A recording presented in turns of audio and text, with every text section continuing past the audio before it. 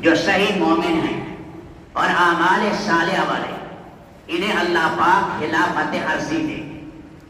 اور اس کے ساتھ ان کے دین کو تمکین دیں گے، پکا کریں گے، اور اللہ خوف کے بعد انہیں امن دیں گے۔ لیکن یہ وعدہ ہے ایمان عمل والے پر، جیسے ایک شرط ہوتی ہے، شرط کے بعد مشروط ہے کہ شادی کر لو، شادی کے بعد بچہ بچی ہوگی، شادی کی نہیں ہے، شرط پوری نہیں کی ہے تو نہ بچہ ہونا ہے نہ بچی، شرط پوری ہے کرے گا، پہلے دوائی استعمال کرے، پھر صحت کی شرط ہے۔ اللہ تعالیٰ نے وعدہ کیا ہے کامل ایمان والے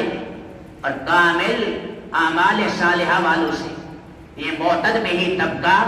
جو کامل ایمان اور اعمال صالح والے ہیں،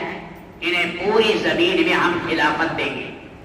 اور ان کا دین جڑیں گاڑ دے گا اور امن ہی امن ہو جائے گا،